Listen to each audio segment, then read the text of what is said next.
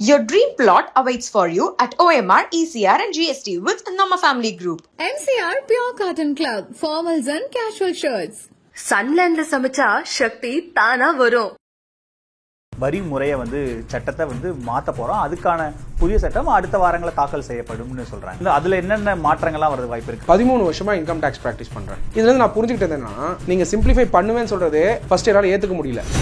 எழுதி கொடுக்குற நீங்கள் என்ன சட்டம் கொண்டு வந்தாலும் டாக்ஸ் சிம்பிளிஃபை ஆகாது. டேக் மை வேர்ட், லிட்டிகேஷன் தான் இன்க்ரீஸ் ஆகும். நீங்கள் ஜிஎஸ்டி எடுத்துக்கோங்க. 2017 நானே ஜிஎஸ்டி சப்போர்ட்டர் தான். What GST is a question? One nation, one market, one tax. ஆனால் ஒரு சிக்கல் உருவாயிருக்கு. மல்டிபிள் டாக்ஸ் ரேட் இருக்கா? 5%, 12%, 18%, 28%. அப்புறம் menu paste taxation.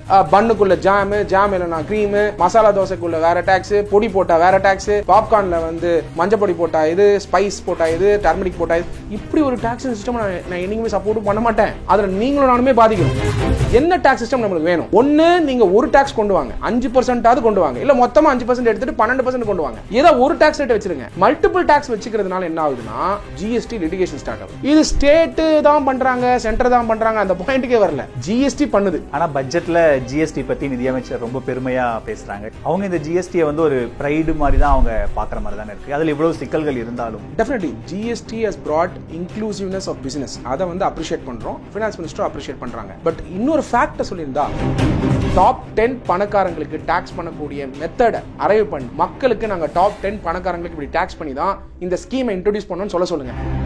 Gold price day by day ஏறிட்டே இருக்கு. நம்ம டெய்லியும் செய்திகளில் பார்க்குறோம், வரலாறு காணாத தங்க விலை உயர்வு. ஏன் கோல்டு இவ்வளவு விலை ஏற்றம்? You can't say that I will live without a gold. Gold பொறுத்த வரைக்கும் ஸ்டெப்ஸ் குறைக்கிறதுக்கு கவர்மெண்ட் பெருசா ஸ்டெப்ஸ் எடுக்க முடியாது. ஏன் என்னாச்சு? ஒரு அபார்ட்மெண்ட் வாங்க போவோம் மெட்ராஸ்ல. இன்னைக்கு அபார்ட்மெண்ட் அஃபோர்டபுளா இருக்கா சிட்டில? எப்படி நீங்க சொல்றீங்க? யார் தீர்மானிச்ச அபார்ட்மெண்ட் பிரைஸ்? கோல்டு பிரைஸ் விடுங்க, ரியல் எஸ்டேட் பிரைஸ் விடுங்க. மூணாவது பிரைஸ்க்கு வரலாம், ஆயில் பிரைஸ்.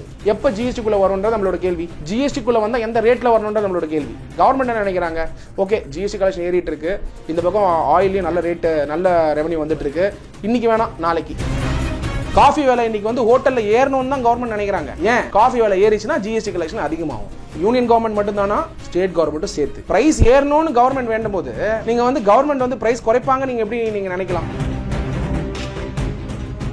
சரி, இதில் இன்னொரு முக்கியமானது அவங்க என்ன சொன்னாங்க அப்படின்னா, 1961 நம்ம ஃபாலோ பண்ணிட்டு இருக்க இந்த வரி முறையை சட்டத்தை மாற்ற போகிறோம். அதுக்கான புதிய சட்டம் அடுத்த வாரங்களில் தாக்கல் செய்யப்படும்னு சொல்கிறாங்க. ஸோ அதில் என்ன எதிர்பார்க்கலாம்? ஒருவேளை அதில் ஏதாவது இனி ஓல்டு ரெஜிம் இல்லை, இனிமேல் நியூ ரெஜிம் தான் வருமான வரி சட்டம் அப்படின்ற அதில் என்னென்ன மாற்றங்கள்லாம் வரது வாய்ப்பு இருக்குது? அதில் முக்கியமாக ஓல்டு ரெஜிம் இனிமேல் நாங்கள் எடுக்க போகிறோம், நியூ ரெஜிம் தான் நீங்கள் எல்லோரும் மூவ் ஆகணுன்ற மாதிரி அதிரடியான அறிவிப்புகள் ஏதாச்சும் இருக்க வாய்ப்பு இருக்கும்? 13 வருஷமாக இன்கம் டேக்ஸ் ப்ராக்டிஸ் பண்ணுறேன். இன்கம் டேக்ஸ் சட்டங்களை ப்ராக்டிஸ் பண்ணுறேன், டேக்ஸ் அட்வைஸும் பண்ணுறேன், டேக்ஸ் லிட்டிகேஷனும் ஃபேஸ் பண்ணுறேன். நான் போயிட்டு கிளைண்ட்ஸ்க்காக அப்பியர் ஆகிறேன், ரெப்ரசென்ட் பண்ணுறேன் டிஃப்ரெண்ட் அத்தாரிட்டிஸ் முன்னாடி. ஜிஎஸ்டி, இன்கம் டேக்ஸ் பண்ணிகிட்ருக்கோம். இதுலேருந்து நான் புரிஞ்சுக்கிட்டது என்னன்னா, tax is the most complicated subject. Okay, நீங்கள் சிம்பிளிஃபை பண்ணுவேன்னு சொல்கிறது ஃபஸ்ட் என்னால் ஏற்றுக்க முடியல. இப்போ உடனே பார்க்குறவங்க என்ன நினைப்பாங்க? ஓ, இவர் டேக்ஸ் ப்ராக்டிஸ் பண்ணுறாரு, சிம்பிளிஃபை ஆகக்கூடாதுன்னு நினச்சிக்கலாம். எழுதி கொடுக்குற நீங்கள் என்ன சட்டம் கொண்டு வந்தாலும் டாக்ஸ் சிம்பிளிஃபை ஆகாது. டேக் மை வேர்ட், லிட்டிகேஷன் தான் இன்க்ரீஸ் ஆகும். நீங்கள் ஜிஎஸ்டி எடுத்துக்கோங்க. 2017 நானே ஜிஎஸ்டி சப்போர்ட்டர் தான். At any point of time I am supporter the GST. What GST is a question? One nation, one market, one tax. என்றைக்குமே நான் GST சப்போர்ட்டராக இருந்தது எல்லாருக்குமே தெரியும் தமிழ்நாட்டில். இன்றைக்கி நான் சப்போர்ட்டராக இருக்கேன். What I am not supporting is very important. One nation, one market கண்டிப்பாக ஜிஎஸ்டி ப்ரொமோட் பண்ணுது, இல்லைன்னு கிடையாது. ஆனால் ஒரு சிக்கல் உருவாயிருக்கு. என்ன சிக்கல் உருவாயிருக்குன்னா, மல்டிபிள் டாக்ஸ் ரேட் இருக்கா? 5%, 12%, 18%, 28%. நான் பேசியிருக்கிற தருணத்தில் ஃபினான்ஸ் செக்ரட்டரி அதை ரேஷனைஸ் பண்ணணும்னு பேசியிருக்காரு. ஒரு வாரத்துக்கு முன்னாடி நான் தமிழ்நாட்டில் சொன்னேன் ஜிஎஸ்டி குறைச்சாகணும்னு. கண்டிப்பாக இந்த வேர்டு எக்ஸாக்டாக யூஸ் பண்ணியிருந்தேன் ஒன் ஆஃப் த மீடியாவில், ரேஷனலைஸ் பண்ணணும்னு. இன்னைக்கு கரெக்டாக ஃபினான்ஸ் செக்ரட்டரி ரேஷனலைசேஷன் பற்றி பேசியிருக்காரு. ஏன் ரேஷனலைஸ் பண்ணணும்? 4 டிஃப்ரெண்ட் ரேட்டு. அப்புறம் மெனு பேஸ்ட் டாக்ஸேஷன். பன்னுக்குள்ள ஜாம் இல்லைனா கிரீமு, தோசைக்குள்ள மசாலா தோசைக்குள்ள வேற டாக்ஸ், பொடி போட்டா வேற டாக்ஸ், பாப்கார்ன்ல மஞ்சள் பொடி போட்டா இது, ஸ்பைஸ் போட்டா இது, டர்மரிக் போட்டா இது. இப்படி ஒரு டாக்ஸ் சிஸ்டம் நான் என்னைக்குமே சப்போர்ட்டும் பண்ண மாட்டேன். அதில் நீங்களும் நானுமே பாதிக்கிறோம்.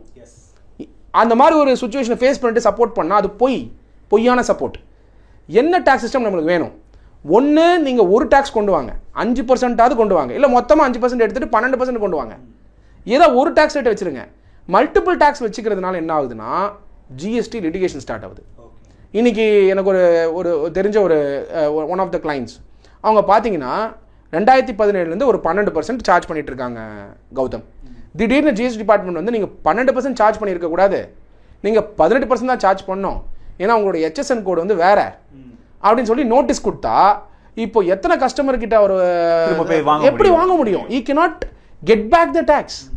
Literally it is impractical. இத்தனை நாள் என்ன பண்ணியிருந்தீங்க? 12%. நீங்களும் டிபார்ட்மெண்ட் பார்த்துட்டு தானே இருக்கீங்க ரிட்டர்ன்ஸை. நான் அவர் மறைச்சா வாங்கிட்டு இருந்தாரு. அப்போ அவர் மறைச்சு வாங்கலன்னு சொன்னாக்க அப்போ நீங்கள் பண்ண வேண்டியது என்ன? கரெக்டான டைமில் நீங்கள் இன்டிமேஷன் கொடுத்துருக்கணும்.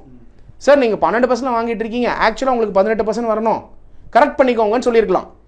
கரெக்ட் பண்ணால் அவருக்கு டேமேஜ் லெஸ்ஸு. நீங்கள் வெயிட் பண்ணுறீங்க, ஓ கலெக்ட் பண்ணு, ஓ ஃபஸ்ட் இயர் கலெக்ட் பண்ணிட்டியா, ஓகே, 2வது வருஷம் கலெக்ட் பண்ணிட்டியா, ஓகே, 3வது வருஷம் தப்பாக கலெக்ட் பண்ணிட்டியா, ஓகே, இப்போ கொடுக்குற நோட்டீஸ், அந்த நோட்டீஸில் ஒரு 50 கோடி, ஒரு 20 கோடி, இல்லை 30 கோடின்னு கொடுத்தா அவர் ஆல்ரெடி லோன் வாங்கி ஜிஎஸ்டி கட்டியிருக்காரு 12%, கலெக்ஷனே ஆயிருக்காது. யார்கிட்ட இருந்து? கன்சியூமரோ இல்லாட்டி இன்னொரு மேனுஃபேக்சருக்கு வித்துருக்கலாம், ஏதோ ஒன்று. அவங்ககிட்ட கலெக்ஷனே ஆயிருக்காது. அந்த கலெக்ஷன் ஆகாத பணத்துக்கு கூட அவர் ஜிஎஸ்டி கட்டி லோன் வாங்கி உங்களுக்கு கவர்மெண்ட்டுக்கு ஜிஎஸ்டி கட்டிட்டு இருக்காரு. பை த வே அவர் லாபமே ஒரு 4% தான் இருக்கும், ஆனால் ஜிஎஸ்டி 18% கலெக்ட் பண்ணி கொடுத்துட்ருக்காரு. அப்போது கலெக்ட் பண்ணி கொடுக்கக்கூடிய ஒரு வியாபாரியை ரெஸ்பெக்ட் பண்ணவே வேணாமா? அவரை போய் நீங்கள் பெயின்லெஸ் பண்ணி அவர் கோர்ட்டுக்கு போய் சப்சிக்வெண்ட்டாக court gives a direction to pay percentage, because appeal போகிறதுக்கு ஒரு பர்சன்டேஜ், அந்த பர்சன்டேஜை கட்டி அதுக்கு மேலே வந்து அவர் வரி சுமை ஏற்றிக்கிட்டு ஒரு சமயம் கட்ட முடியலன்னா அவர் வாங்கின லோனு செக்கு பவுன்ஸ் ஆகி அந்த செக்கு பவுன்ஸ் ஆனால் அவர் கோர்ட்டுக்கு போய் நின்றுக்கிட்டு, அப்போ ஒரு வியாபாரி ஒரு பிஸ்னஸ் பண்ணுறவங்களுக்கு ஜிஎஸ்டி இந்த நிலைமைக்கு எடுத்து வந்து விட்டுருக்கு. அப்போ இதை உணரணும் அப்படிங்கிறது தான் என்னோட point. So why am I driving this point to you? Tax simplify தான் இருக்கணும், ஆனால் இது மல்டிபிள் டைம் இன்னும் கஷ்டத்தை கொடுத்துருக்கு, காம்ப்ளிகேட் ஆகிருக்கு. இது ஸ்டேட்டு தான் பண்ணுறாங்க, சென்டர் தான் பண்ணுறாங்க, அந்த பாயிண்ட்டுக்கே வரல. ஜிஎஸ்டி பண்ணுது இந்த மாதிரி சுச்சுவேஷனை. மல்டிபிள் ரேட் ஆஃப் டேக்ஸ் இருக்கிறதுனால, கன்ஃபியூஷன் இருக்கிறதுனால, சட்டமும் கிளியராக இல்லை. ஒரு சட்டத்தில் இருக்கக்கூடிய டெஃபினேஷன் பேஸ் பண்ணி நீங்கள் டேக்ஸ் இல்லைன்னு சொல்லிட்டு வரீங்க, திடீர்னு அதை அமெண்ட் பண்ணுறீங்க, 5 வருஷத்துலேருந்து டேக்ஸ் கலெக்ட் பண்ணுன்ற ரூலை கொண்டு வரீங்க. இது எந்த அளவுக்கு கரெக்டு? ஆனால் பட்ஜெட்டில் ஜிஎஸ்டி பற்றி நிதியமைச்சர் ரொம்ப பெருமையாக பேசுகிறாங்க. ஜிஎஸ்டினால நாடு எவ்வளோ டேக்ஸ் கலெக்ட் பண்ணியிருக்கு, எவ்வளோ பேர் இதனால மாநிலங்கள் எவ்வளோ வரி வருவாய் கொடுக்குது, மத்திய அரசுக்கு எவ்வளோ வரி வருவாய் கிடைக்குதுன்னு ரொம்ப டீட்டெயில்டாக பேசுகிறாங்க. அவங்க இந்த ஜிஎஸ்டியை வந்து ஒரு ப்ரைடு மாதிரி தான் அவங்க பார்க்குற மாதிரி தானே இருக்குது. அதில் இவ்வளோ சிக்கல்கள் இருந்தாலும் definitely GST has brought inclusiveness of business. அதை வந்து அப்ரிஷியேட் பண்ணுறோம், ஃபினான்ஸ் மினிஸ்டரும் அப்ரிஷியேட் பண்ணுறாங்க. பட் இன்னொரு ஃபேக்டை சொல்லியிருந்தா, டாப் 10 பணக்காரங்க வந்து எவ்வளோ டேக்ஸ் பண்ணுறாங்க அப்படின்னு சொன்னால் இன்னும் வந்து ஏழைங்க சந்தோஷப்பட்டிருப்பாங்க. இப்படி கூட சொல்லியிருக்கலாம், டாப் 10 பணக்காரங்களை டேக்ஸ் பண்ணி தான் உங்களுக்கு நான் ஆயுஷ்மான் பாரத் கார்டு கொடுத்துருக்கேன் அப்படின்னு பொலிட்டிக்கல் மைலேஜ் கூட எடுக்கலாம். ஆனால் அவங்களால சொல்ல முடியாது. ஏன்? டாப் 10 பணக்காரங்க டேக்ஸ் பெருசாக பே பண்ணுறது இல்லை. I will give a tax profiling. 94% of corporate tax is paid by micro, small and medium enterprises. Corporate tax collect ஆகுதுல்ல, அதாவது நீங்கள் கார்பரேட்டுக்கு சலுகை கொடுத்துட்டாங்க, ஆக்சுவலாக கலெக்ட் ஆகுறது எம்எஸ்எம்இ கிட்ட. பெரிய நிறுவனங்கள் 6% தான் டேக்ஸ் கான்ட்ரிபியூட் பண்ணுறாங்க இந்தியாவுடைய கார்பரேட் டேக்ஸில். வேலைவாய்ப்பை எவ்வளோ உருவாக்குறாங்கன்னு பார்ப்போம். MSME, micro, small and medium enterprises, mister Raghunathan கிட்ட நீங்கள் இன்டர்வியூ பண்ண தான் சொன்னீங்க. அவர் மிக அருமையாக எல்லா மீட்டிங்கும் சொல்லுவார். ஜாப் கிரியேஷன்லேயே பார்த்தீங்கன்னா 93.5% ஆஃப் எம்ப்ளாய்மெண்ட் ஆப்பர்ச்சுனிட்டி வந்து கிரியேட் பண்ணுறதும் எம்எஸ்எம்இ தான். அப்போ வேலை வாய்ப்பு இருக்கிறதும் எம்எஸ்எம்இ தான். டேக்ஸ் வந்து அவங்களுக்கு அதிகம். ஆனால் டாப் 10 பணக்காரங்களுக்கு பார்த்தீங்கன்னா டேக்ஸ் பிளானிங் பண்ணக்கூடிய வாய்ப்புகள் இருக்குது. அவங்களுக்கு வந்து குளோபல் கேபிட்டல் மூவ்மெண்ட் பண்ண முடியுது. டேக்ஸ் ஹேவன்ஸில் வந்து அவங்க வந்து பெனிஃபிட் எடுத்துக்கிறாங்க. டபுள் டாக்ஸேஷன் அவாய்டன்ஸ் அக்ரிமெண்ட், இதெல்லாம் கான்செப்ட். இது பொதுமக்களுக்கு புரிய வைக்கிறது கஷ்டம். But I am indicating to you, இது வழியாக அவங்க டேக்ஸ் பெனிஃபிட் எடுக்கிறதுனால என்ன ஆகுதுன்னா, இந்தியாவில் பேஸ் எரோஷன் ப்ராஃபிட் ஷிஃப்டிங் நடக்குது. அவங்க டேக்ஸ் கம்மியாகுது. சம்டைம்ஸ் லாஸில் தான் இருக்காங்க. ஆக்சுவலாக இங்கே லாஸில் இருக்காங்க, வெளிநாட்டில் ப்ராஃபிட்டில் இருப்பாங்க. ஸோ இங்கே இந்தியாவில் லாஸை காட்டிட்டு, ஏன்னா high tax country, low tax கண்ட்ரியில் ப்ராஃபிட் காட்டுவாங்க, இல்லை நில் டேக்ஸ் கண்ட்ரியில் ப்ராஃபிட் காட்டுவாங்க. அங்கே வந்து அசட்ஸை கிரியேட் பண்ணுவாங்க. இது லீகலாகவும் டேக்ஸ் பிளானிங் ஆங்கிளில் நிறைய வந்து இன்டர்நேஷனல் டாக்ஸேஷனில் பண்ணுறாங்க. அப்படி பார்க்கும்போது டாப் 10 பணக்காரங்களுக்கு டேக்ஸ் இன்சூரன்ஸ் வந்து ரொம்ப கம்மி. ஜிஎஸ்டி கலெக்ஷனை செலிப்ரேட் பண்ணும் பொழுது அதை ரேஷனைஸ் பண்ணிவிட்டு டாப் 10 பணக்காரங்களுக்கு டேக்ஸ் பண்ணக்கூடிய மெத்தடை அரைவ் பண்ணி மக்களுக்கு நாங்கள் டாப் 10 பணக்காரங்களுக்கு இப்படி டேக்ஸ் பண்ணி தான் இந்த ஸ்கீமை இன்ட்ரடியூஸ் பண்ணோன்னு சொல்லுங்கள். அன்னைக்கு இந்த பட்ஜெட்டை வந்து 10/10 ரேட்டிங் கொடுக்கலாம் நம்மலாம். இந்த ஃபினான்ஸ் மினிஸ்டர்னு கிடையாது. I am talking about even Congress. I am not talking about BJP or Congress, nothing of that sort. நாளைக்கு கோயலேஷன் வந்து ரீஜனல் பார்ட்டியில் இருக்கிற ஒருத்தர் வந்து ஃபினான்ஸ் மினிஸ்ட்ரி ஆனாலும் இந்த ஸ்டேட்மெண்ட்டை யார் கொடுக்குறாங்களோ அந்த கவர்மெண்ட்டுக்கு வந்து 10/10 கொடுக்கலாம். காரணம்னா டாப் 10 பணக்காரங்கள டேக்ஸ் ப்ரொஃபைலிங்க என்றைக்குமே யாருமே கொடுக்கறது கிடையாது, because of chronic capitalism. Chronic அது பி. சிதம்பரமே சொல்லியிருக்காரு அவருடைய பாயிண்ட்ல. ஸோ க்ரோனிக் கேபிட்டலிசம் இருக்கிறதுனால டெஃபினட்டாக பொலிட்டிக்கல் டொனேஷன்ஸ் வந்து டாப் ரிச் பீப்புள் வந்து கொடுத்து பண்ணுறதுனால அது கிளியராகவே நம்மளுக்கு தெரிஞ்சது ரீசெண்ட் டைமில். அப்படி இருக்கும் பொழுது அவங்களுடைய டேக்ஸிங் சிஸ்டமை ப்ரொக்ரெசிவாக அவங்க மேலே ஆக்கி ஜிஎஸ்டியை குறைச்சி மக்களுக்கு பயன்படுற மாதிரி ஒரு 5% சிங்கிள் ரேட் ஆஃப் டேக்ஸை கொண்டு வந்தால் டெஃபினட்டாக வரக்கூடிய நாட்களில் பட்ஜெட்டுக்கு 10/10 கிடைக்கும். Over a period of time இந்தியாவுடைய இன்ஃப்ளேஷனும் கம்மியாகும். But point to be noted, single rate of டேக்ஸை கொண்டு வந்தாலும் அந்த இன்புட் காஸ்ட் கம்மியாகுது இல்லை, கம்மியானதுக்கப்புறம் அந்த மார்ஜின் இருக்கும்ல, அதை நிறுவனங்கள் வந்து சாமானிய மனிதர்களுக்கு திருப்பி கொடுப்பாங்களான்றதான் பாயிண்ட். எப்படி தருவாங்க? அதுக்கு ஒரு சட்டம் கொண்டு வரணும், அது செயல்படுத்தணும். அது டிஃபிகல்ட். செயல்படுத்துவாங்களா மாட்டாங்களா, இப்படியே எல்லாரும் விலைவாசியில் பயணிப்போமாங்கிறது வரக்கூடிய நாட்கள் தான் பார்க்கணும். ஓகே சார், இப்போது டேக்ஸை தாண்டி இன்னும் ரொம்ப மக்கள் ரொம்ப சஃபராக பார்க்குறது gold price. Day by day ஏறிட்டே இருக்குது. நம்ம டெய்லியும் செய்திகளில் பார்க்குறோம், வரலாறு காணாத தங்க விலை உயர்வு. கிட்டத்தட்ட ஒரு சவரனே 6,000 ரூபாய் தாண்டி அந்த ரேஞ்சில் 7,000 8,000 ரேஞ்சில் போயிட்டுருக்கு. ஒரு சவரன் 60,000 அந்த ரேஞ்சிலலாம் இருக்குது.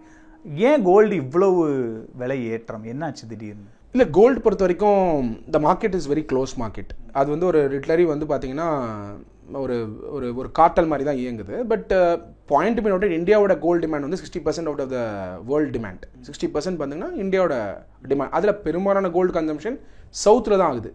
தமிழ்நாடு, கேரளா. தமிழ்நாட்டிலையும் பார்த்தீங்கன்னா நம்ம மதுரை இந்த மாதிரி தான் highest contributor for the gold purchase. அப்படி இருந்துட்டு இருக்கும்போது கோல்டு ப்ரைஸ் கண்டினியூஸாக ஏறது காரணம் சப்ளை கம்மி, டிமாண்ட் அதிகம்ன்றாங்க. ஆக்சுவலாக சப்ளை வந்து கட்டைல் பண்ணிட்டு டிமாண்ட் அதிகமாக்குறாங்க. எவ்வளோ தான் சப்ளை இருந்தாலுமே கோல்டு ஷார்ட்டேஜில் இருக்க மாதிரியான ஒரு பாசிபிலிட்டி தான் கொண்டு வராங்க. ஸோ இந்த ப்ரைஸ் இன்க்ரீஸை வந்து அவாய்ட் பண்ண முடியாது. பிகாஸ் கோல்டு கன்சம்ஷன் எனிவே இருக்க தான் செய்யும். அது வந்து it's an household culture. அதை வந்து நீங்கள் அவாய்டே பண்ண முடியாது. You can't say that I will live without a gold. So அது வந்து ஒரு part and parcel of the life of every citizen of this country. But இந்த கோல்டு பொறுத்த வரைக்கும் ஸ்டெப்ஸ் வந்து குறைக்கிறதுக்கு கவர்மெண்ட் வந்து பெருசாக ஸ்டெப்ஸ் எடுக்க முடியாது. ஏன் என்னாச்சு? அது இன்டர்நேஷனல் இப்போ சப்ளைவா வந்து கடைக்காரங்களோ இல்லை கோல்டு மெர்ச்சன்டைஸோ கட் டவுன் பண்ணுறதோ அரசு கண்காணிக்கணும்ல. மக்களுடைய டிமாண்ட் இருக்கும்போது அப்போ சப்ளை அதுக்கு தகுந்த மாதிரி இருந்தால் தானே விலை. நீங்கள் சொல்றது கரெக்ட். மேக்ஸிமம் கவர்மெண்ட் வந்து கஸ்டம்ஸ் டியூட்டியை ரெடியூஸ் பண்ணலாம். அவங்க போடக்கூடிய சுங்கவரி கஸ்டம்ஸ் டியூட்டியை ரெடியூஸ் பண்ணலாமே தவிர ஜிஎஸ்டி 3% தான். அது ஃபர்தராக ரெடியூஸ் பண்ண முடியாது கோல்டு மேலே. அதனால் and by the way finance minister Arun Jaitley late Arun Jaitley இருக்கும்போது 2015 நினைக்கிறேன் 15-16 அவருடைய ஃபினான்ஸ் அதாவது பட்ஜெட் படிக்கும்போது 26,000 டன் கோல்டு ஹவுஸ் ஹோல்ட்ஸ் வச்சுருக்காங்கன்னு சொல்லியிருந்தார். அப்போது அந்தளவுக்கு கோல்டு கன்சம்ஷன் இந்தியாவில் இருந்துகிட்டு இருக்கு. அப்போது இது மேலே வரக்கூடிய காலத்தில் கவர்மெண்ட்டோட கண்ட்ரோலில் இருக்கிறது வெறும்னே டேக்ஸ் தான். பட் அந்த ப்ரைஸ் டிட்டர்மினேஷன் ஆகப்பட்டது it is determine by the market players. அதை வந்து எப்படி ரெகுலேட் பண்ணுங்கிற மெத்தடாலஜி கவர்மெண்ட் அரைவ் பண்ணணும். அதை ரெகுலேட் பண்ணால் எப்படி மார்க்கெட் எஃபெக்ட் ஆகும் தெரியாது. அதனால் 3% தான் இன்றைக்கி ஜிஎஸ்டி இருந்துகிட்ருக்கு. பட் கன்சிடரிங் இட் கோல்டு ப்ரைஸை நிஜமாலே கவர்மெண்ட் குறைக்கிறதுக்கான வாய்ப்புகள் இல்லை. இனிமேல் ஏறுறதுக்கு தான் வாய்ப்பு இருக்கா சார்? அது determine by the international market. It all depends upon demand and supply. Market பிளேயர்ஸோட ரோல் கண்டிப்பாக வந்து மார்க்கெட்டில் வந்து ஒரு இம்பார்ட்டன்ட் பர்சன் தான் அதை தீர்மானிக்கிறார். வெரி சிம்பிள் கௌதம், நீங்கள் கோல்டு கூட போயிட்டீங்க, வாங்க ஒரு அப்பார்ட்மெண்ட் வாங்க போவோம் மெட்ராஸில். இன்றைக்கி அப்பார்ட்மெண்ட்டு அஃபோர்டபுளாக இருக்கா சிட்டியில்? இல்லை. எப்படி நீங்கள் சொல்கிறீங்க? யார் தீர்மானிச்சா அப்பார்ட்மெண்ட் ப்ரைஸை? இப்போ கவர்மெண்ட் வந்து இல்லைங்க நீங்கள் அப்பார்ட்மெண்ட்டை வந்து நீங்கள் 1.5 கோடிக்கு வாங்காதீங்க, 2.5 கோடி வாங்காதீங்கன்னு சொல்ல முடியாது. பட் சிஎம்டிஏ ரூல்ஸ் இந்த லேண்டுக்கு இவ்வளோதான் வேல்யூ, இந்த மாதிரியான சில அது value for stamp duty. Okay, மார்க்கெட்டில் நீங்கள் இந்த ப்ரைஸ்க்கு வாங்கினீங்க அப்படின்னா அதை தடுக்கிறதுக்கு கவர்மெண்ட்டால் முடியாது. Real estate price are increasing. இதை தான் நான் சொன்னேன் அசெட் ப்ரைஸ் இன்ஃப்ளேஷன். அந்த கண்ட்ரோல் உங்களால் எடுக்க முடியல. அப்போ இது அதை கண்ட்ரோல் பண்ணால் தான் விலைவாசி கம்மியாகும். சரி, கோல்டு ப்ரைஸை விடுங்க, ரியல் எஸ்டேட் ப்ரைஸ் விடுங்க, 3வது ப்ரைஸ்க்கு வரலாம். ஆயில் ப்ரைஸு, ஆயில் ஜிஎஸ்டி வேட்டு வரணுமா? வேட்டும் எக்ஸைஸ் டியூட்டியும் போட்டுட்ருக்காங்க. எப்போ ஜிஎஸ்டிக்குள்ளே வரும்ன்றது நம்மளோட கேள்வி. ஜிஎஸ்டிக்குள்ளே வந்தால் எந்த ரேட்டில் வரணுன்றது நம்மளோட கேள்வி. கவர்மெண்ட் என்ன நினைக்கிறாங்க, ஓகே ஜிஎஸ்டி கலெக்ஷன் ஏறிட்டு இருக்கு, இந்த பக்கம் ஆயிலையும் நல்ல ரேட்டு நல்ல ரெவன்யூ வந்துட்டு இருக்கு, இன்றைக்கி வேணாம் நாளைக்கு மக்கள் வந்து ஏன் இவ்வளோ ரேட் வருதா, ரேட்டு கொஞ்சம் குறைச்சிருக்குது, கொஞ்ச நாள் கழிச்சு சரி அப்புறம் பார்த்துக்கலாம், இப்படியே வந்து ப்ரொக்ராஸ்டினேட் பண்றாங்க கவர்மெண்ட். ஜிஎஸ்டி ஆரம்பிச்சதுல இருந்து இந்த விமர்சனம் இருக்கு, ஏன் ஆயில நீங்க ஏன் இந்த ஜிஎஸ்டி குள்ள கொண்டு வரலங்கற விமர்சனம். நான் என்ன சொல்றேன், ஜிஎஸ்டி கொண்டு வரும்போது அந்த ரிஸ்க் எடுக்க முடியாது, நானும் ஒத்துக்கிறேன். ஐ am not saying I am unreasonable on the government. 2019-20 வரைக்கும் ஓகே. அதுக்கப்புறம் நீங்கள் என்ன பண்ணியிருக்கலாம், ஸ்லோவாக வந்து ஜிஎஸ்டிக்குள்ளே கொண்டு வந்திருக்கலாம். எஸ்பெஷலாக கோவிட் டைமுக்கு அப்புறம் அந்த விவாதம் நடந்தது. ஆக்சுவலி கொண்டு வந்து நீங்கள் சிங்கிள் ரேட் ஆஃப் டேக்ஸ் கொண்டு வந்தீங்கன்னா என்ன ஆயிருக்கும், இன்ஃப்ளேஷன் கண்ட்ரோல் ஆயிருக்கும். எப்படின்னா உங்களோட இன்புட் காஸ்ட் கம்மியாகும், ஃபியூல் ப்ரைஸ் கம்மியாச்சுன்னா. எல்லாத்துலேயும் ஃபியூல் இருக்குது, டிரான்ஸ்போர்ட் இருக்குது, அது கம்மியாச்சுன்னா இன்ஃப்ளேஷன் கம்மியாகும். இன்ஃப்ளேஷன் கம்மியாக இருந்தால் விலைவாசி கண்ட்ரோல் இருந்திருக்கும். இன்னைக்கு இந்த டாக்ஸ் பெனிஃபிட்டே தர வேண்டிய அவசியம் இல்லை. 1 lakh crores வருவாய் இழப்பு இருக்குது கவர்மெண்ட்டுக்கு இதனால். But of course government will gain. But input காஸ்ட்டை வந்து நீங்கள் வந்து கண்ட்ரோல் பண்ணலைன்னா இன்ஃப்ளேஷனை ஃபியூச்சரில் கண்ட்ரோலே பண்ண முடியாது கௌதம். ஏன்னா நான் சொன்ன சினாரியோ தான், இன்றைக்கி நான் பெட்ரோல் ப்ரைஸும் டீசல் ப்ரைஸும் குறைக்கிறேன், அதனால் இன்புட் காஸ்ட் கம்மியாச்சா, இன்புட் காஸ்ட் கம்மியாச்சுன்னா என்னோட காஃபி விலை ஹோட்டலில் கம்மியாகுமா, கம்மி ஆகணும். அவங்க பண்ண மாட்டாங்க. ஏன் பண்ண மாட்டாங்கன்னா ஹோட்டல் நிறுவனத்துக்கு அதிக காசு கூட போகலாம். கவர்மெண்ட் வந்துட்டு நீங்கள் வந்து நான் தான் இன்புட் காஸ்ட் கம்மி பண்ணிட்டேன் இல்லைங்க, நீங்கள் ஏங்க காஃபி ப்ரைஸை கம்மி பண்ணலன்னு சொல்ல முடியுமா? ஏன்னா இந்தியா சொல்லணும், அதுக்கு சட்டம் கொண்டு வரணும், ஆன்டி ப்ராஃபிட்டரிங் ரெகுலேஷன். அதை கொண்டு வந்தால் இம்ப்ளிமெண்ட் பண்ணுறது எவ்வளோ கஷ்டம். திருப்பி இன்னொரு ஜிஎஸ்டி மாதிரி ஒரு இம்ப்ளிமெண்டேஷன். அந்த கஷ்டத்துக்கு பதிலாக நீங்கள் ஒழுங்காக வந்து பெட்ரோல் டீசலை ஜிஎஸ்டிக்குள்ளே கொண்டு வந்து வருமானம் கொஞ்சம் குறைஞ்சாலும் ஸ்லோ ப்ராக்ரஸில் உங்களுடைய அதாவது வந்து பாப்புலிஸ்ட் ஸ்கீம்ஸை நிறுத்திட்டு ஸ்லோவாக வந்து நீங்கள் எக்கானமியை கிக் ஸ்டார்ட் பண்ணி ஒரு ஸ்டேபிள் எக்கானமிக்கு கொண்டு போயிருக்கலாம். இன்றைக்கி என்ன நடந்துட்டு இருக்குன்னா ப்ரைஸ் ரைஸ் ஏறிக்கிட்டே இருக்குது. அந்த ப்ரைஸ் ரைஸ் மேலே ஜிஎஸ்டி கலெக்ட் பண்ணிட்டு இருக்கீங்க. காஃபி விலை இன்றைக்கி வந்து ஹோட்டலில் ஏறணும்னு தான் கவர்மெண்ட் நினைக்கிறாங்க. ஏன் காஃபி விலை ஏறிச்சுன்னா ஜிஎஸ்டி கலெக்ஷன் அதிகமாகும். யூனியன் கவர்மெண்ட் மட்டும்தானா, ஸ்டேட் கவர்மெண்ட்டும் சேர்த்து. அப்போது ப்ரைஸ் ஏறணும்னு கவர்மெண்ட் வேண்டும் போது நீங்கள் வந்து கவர்மெண்ட் வந்து ப்ரைஸ் குறைப்பாங்க நீங்கள் எப்படி நீங்கள் நினைக்கலாம்? இது வேட் சினாரியும் எக்ஸைஸ் சினாரியும் இல்லைன்னு மட்டும் நினைக்காதீங்க. But prices were under control. ஆனால் இப்போ அந்த கண்ட்ரோல் இல்லாமல் போகிறது it is leading to an alarming. இது 12 lakhs வரைக்கும் பெனிஃபிட்டே கொடுத்தாலும் 60,000 ரூபாங்கிறது nothing today as a total benefit, which has to be relooked by the government, especially GST rationalization. கண்டிப்பாக இன்னும் ஒரு மாதத்தில் நடந்து தான் ஆகணும். அப்போ தான் விலைவாசி கம்மியாகும். சரி, இப்போ இந்த விலைவாசி தாண்டி இன்னொரு விஷயம் என்னன்னா, இப்போ மேனுஃபேக்சரிங் செக்டார் பக்கம் போனால் இப்போ ரோட் டேக்ஸை இன்க்ரீஸ் பண்ணுறாங்க, அதனால் வெஹிக்கிளோடைய காஸ்ட் அதிகமாகுது. இன்னொரு பக்கம் இவி வெஹிக்கிளோட அந்த பேட்டரியோடைய பேட்டரிக்கு முழு வரி விலக்கு கொடுக்குறாங்க, அதனுடைய இது கம்மியாகுது. ஸோ அரசு வந்து இவி வெஹிக்கிளை ஊக்குவிக்குதுன்னு எடுத்துக்கணுமா, இல்லை வந்து இந்த ரோட் டேக்ஸ் ஏற்றுறது மூலமாக இந்த வாகன விலை இன்க்ரீஸ் ஆகுது, இதை எப்படி பேலன்ஸ்? என்னாச்சு, இந்த ரோட் டேக்ஸு, ப்ராப்பர்ட்டி டேக்ஸு, இது எல்லாமே ஸ்டேட் சப்ஜெக்ட். ஜிஎஸ்டி வந்து யூனியன் எடுத்துக்கிச்சிங்க, அதனால் நான் இதெல்லாம் ஏற்றுவேங்கிற மைண்ட் செட்டுக்கு வந்துட்டாங்க. அண்ட் பை த வே யூனியனும் ஸ்டேட்டுக்கு வந்து நிறைய ரெவன்யூ கொடுத்துட்டு தான் இருக்காங்க. இந்த பட்ஜெட்டில் கூட பார்த்தீங்கன்னா ஃப்ரீ இன்ட்ரெஸ்ட் ஃப்ரீ லோன் கொடுக்குறதா நம்மளால் கமிட்மெண்ட் பார்க்க முடியுது.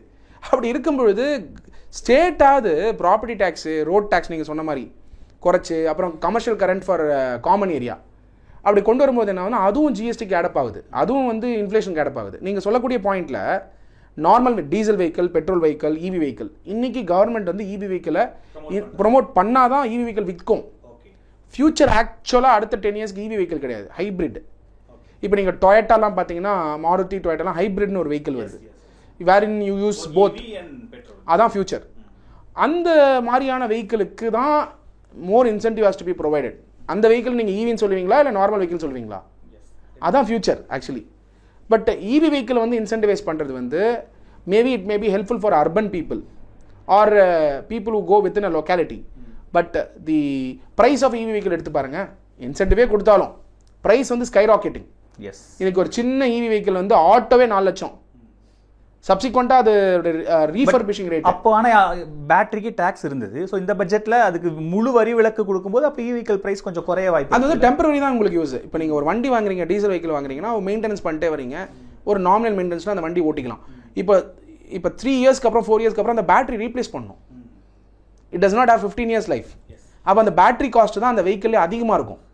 நீங்கள் ஷார்ட் டேர்மில் அந்த டேக்ஸ் சேவ் பண்ணுறதுக்கான வாங்கிக்கலாம், லாங் டேர்மில் அதை ரீஃபர்பிஷ் பண்ணும்போது அதோட ரீசேல் வேல்யூவும் சரி, அதோட ரீஃபர்பிஷ் காஸ்ட்டும் சரி இன்னிய தேதியில் அதிகமாக இருக்குது.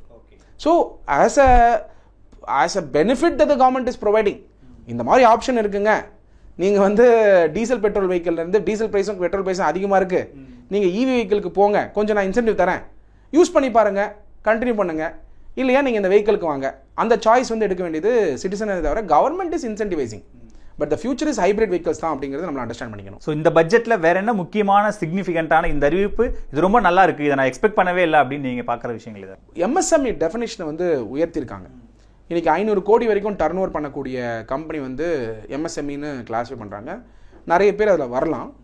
பட் அதை பண்ணுற தருணத்திலேயே ஸ்டேட்டும் சென்டரும் வந்து ஒன்று இம்பார்ட்டன்ட் அனௌன்ஸ்மெண்ட் பண்ணியிருக்கணும், அட்லீஸ்ட் யூனியன் பண்ணியிருக்கணும்.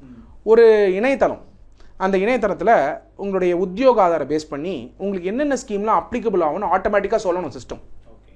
நீங்கள் வந்து ட்ரேடர் அப்படின்னா ட்ரேடருக்கு இந்த ஸ்கீம்லாம் இருக்குது, நீங்கள் இதை கிளிக் பண்ணி யூஸ் பண்ணிக்கோங்க அப்படிங்கிற ரியல் டைம் கவர்னன்ஸை உருவாக்கியிருக்கலாம். ஆனால் அந்த மாதிரியான ஒரு அறிக்கை பார்க்க முடியாத பொழுது 500 கோடி டர்ன் ஓவர் ஏற்றும் போது நிறைய நிறுவனங்கள் உள்ள வராங்க. ஆல்ரெடி இருக்கிற நிறுவனமே பெனிஃபிட் எடுக்காமல் இருக்காங்க. அப்போ அந்த எம்எஸ்எம்இக்குள்ளே 500 கோடிக்குள்ளே வரக்கூடிய டர்ன் வரக்கூடிய நிறுவனங்கள் வரும்பொழுது 500 crores வரைக்கும், அப்போது 5 கோடி நிறுவனங்கள் இப்போ இருக்காங்க, ஒரு 7 கோடி அது மாறும் வரக்கூடிய காலத்தில். அப்போது அவங்களுக்கு பெனிஃபிட்டை கொண்டு போய் சேர்க்கக்கூடிய மெக்கானிசம் கிரியேட் பண்ணும். அதுக்கான அனௌன்ஸ்மெண்ட் பெருசாக இல்லை, but increasing definition is wonderful. ரெண்டாவது வந்து woman entrepreneur, schedule caste, schedule tribes, அவங்களுக்கு தேவையான ஃபஸ்ட் டைம் ஆண்டர்பனர்ஸ்க்கு ஒரு ஸ்கீம் அனௌன்ஸ் பண்ணியிருக்காங்க. அது வந்து வெல்கம் சைன். அவங்களுக்கு தேவையான லோன் கொடுக்கறது 2 crores வரைக்கும் கொடுக்கறது, இந்த மாதிரி ஸ்கீம் வந்து it's a welcome sign. Because அவங்களுக்கு டெஃபினட்டாக சப்போர்ட் பண்ணணும். இன்னொரு ஒரு ஸ்கீம் என்னென்னா 5 லட்சம் வரைக்கும் கிரெடிட் கார்டு கொடுக்கறது. அந்த ஸ்கீம் வந்து for micro enterprises, welcome sign. அவங்களுக்கு வந்து அது வந்து கிரெடிட் கார்டு வந்து கொடுக்கறதுங்கிறது இட்ஸ் டெஃபினெட்லி கவர்மெண்ட்டே கொடுக்கறதுங்கிறது. அவங்களுக்கு அந்த கிரெடிட் டாக்ஸஸ் ஒரு 5 லட்சங்கிறது பெரிய விஷயம். கிரெடிட் கேரண்டி கவர் வந்து இப்போது கிட்டத்தட்ட 10 கோடி வரைக்கும் ஏற்றிருக்காங்க. எம்எஸ்எம்இ கடன் வாங்குறாங்க, கடன் வாங்க முடியாமல் போச்சுன்னா ஒரு இன்சூரன்ஸ் மாதிரி அது கவர்மெண்ட்டே கிரெடிட் கேரண்டி எடுத்துக்கிறாங்க. அதில் சிபில் ஸ்கோர் அஃபெக்ட் ஆகும், பட் கிரெடிட் கேரண்டி வந்து கவர்மெண்ட் கொடுக்குறாங்க. இதெல்லாம் வந்து ஒரு பெரிய டிரான்ஸ்ஃபர்மேஷன் திங் தான். எந்த அளவுக்கு இது ப்ராக்டிக்கலாக எம்எஸ்எம்இ பயன்படுத்திக்கிறாங்க அப்படிங்கிறது தான் அவங்களோட வெற்றிக்கு அடிக்கலமாக அமையும். But we have to wait and watch எப்படி வந்து இது ட்ரான்ஸ்ஃபார்ம் ஆகுதுன்னு. நன்றி சார், இவ்வளோ நேரம் உங்கள் நேரத்தை விரிவாக எங்களோட விளக்குனதுக்கு ரொம்ப நன்றி. நன்றி Gautham. Your dream plot awaits for you at OMR, ECR and GST with Nama Family Group. MCR Pure Cotton Club, formals and casual shirts. சன்லேண்ட்ல சமைச்சா சக்தி தானா வரும்.